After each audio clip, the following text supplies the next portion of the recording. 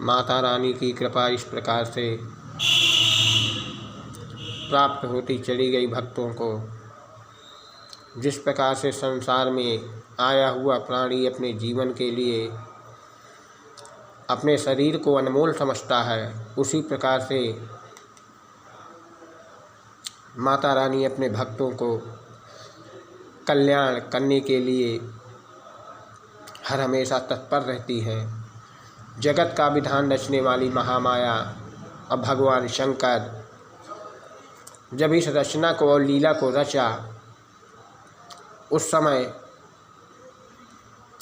पूरी दुनिया थर्रा गई थी, मगर जब लीला को समझ पाए तब ये रहस्य देख करके सभी भक्त अचंभा रह गए। इधर भगवान शंकर के आदेश से और माता रानी के कोप के कारण श्री गणेश जी को जीवित किया गया और उनके शरीर में नया जीव प्रवेश किया गया। हाथी का सर लगाया, जिसको गज कहते हैं।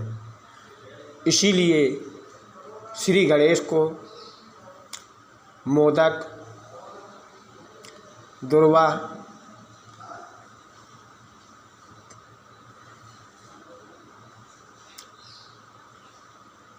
बेलपत्री, शमी, ये चीज़ें ज़्यादा प्रिय हैं।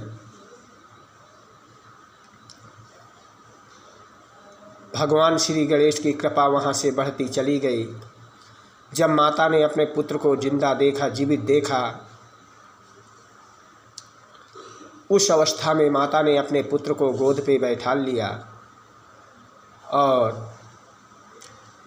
अपने पुत्र से इतना लाड़ प्यार किया कि संसार की कोई भी माँ होगी तो अपने पुत्र से इतना ही प्यार करेगी जितना माता पार्वती ने अपने श्री गणेश से प्यार किया था। इस प्रकार से जगत का विधान रचने वाली जब महामाया अपने गोद पर श्री गणेश को बैठाला तो श्री गणेश से कहा कि माँ, मुझे काफ़ी समय से भूख लगी है और मेरे खाने के लिए कुछ व्यवस्था की जाए। श्री गणेश के कहने पर माता ने कहा, पुत्र, तुम्हारे लिए मैंने तुम्हारे दर्शन लंबोदर रूप में अब किया है, इसलिए मैंने तुम्हें मोदक बनाए हैं और इन मोदकों को आप ग्रहण करो।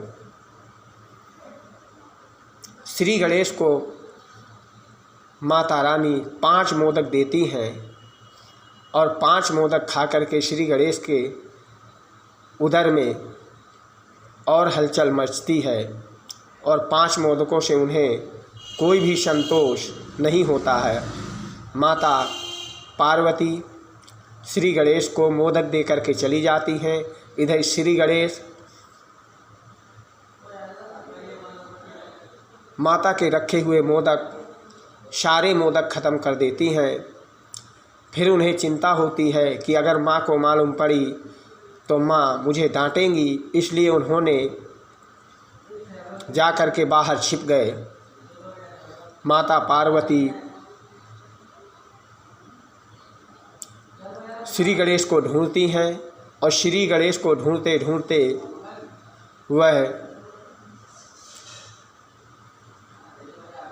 गुफा के अंदर पहुंचती हैं। उस समय श्री गणेश ध्यान में बैठे हुए थे। जब माता ने श्री गणेश को ध्यान में देखा तो माँ वापस चली आती हैं और डर के मारे श्री गणेश माता के पास जाते नहीं हैं। उस समय माता ने भगवान कार्तिकेय को भेजा कि पुत्र, मेरे अपने अनुज छोटे भाई श्री गणेश को ढूंढ करके लाओ और मैं उनके पास चलना चाहती हूँ। इस प्रकार से माता ने आदेश दिया भगवान कार्तिकेय को और कार्तिकेय भगवान श्री गणेश जी को ढूंढने के लिए चल दिए। आज दिन रविवार, तिथि द्वादशी, शाम को 6:12 तक रहेगी। इसके बाद प्रदोष काल प्रवेश हो जाएगा, इसलिए आज ही प्रदोष माना जाएगा। अब हम दुर्गा भागवत का पाठ करेंगे, जिसमें माता भगवती का वर्णन बताया गया है। ओम पंचवस्त्रो सहस्त्राणि बाहु प्रहाणो ते विभु तावत् त्वतिबलो मंतो महापापो विमोहितो। इस प्रकार से ऋषि कहते हैं कि ईश्वर महामाया ने भी उसे मोह में डाल रखा था, इसलिए वह भगवान विष्णु से कहने लगे कि हम तुम्हारी वीरता से संतुष्ट हैं। इस प्रकार से माता भगवती की कृपा ब्रह्मा जी पे प्राप्त हुई और भगवान नारायण वर देने के लिए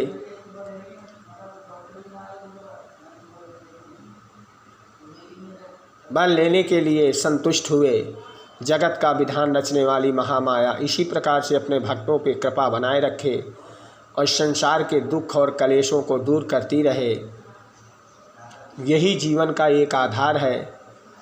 जो भी जीवन में आता है संसार से उसे जाना भी पड़ता है।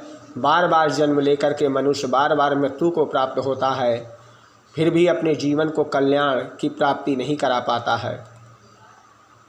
बोल सच्चे दरबार की जय हो। जय माता दी।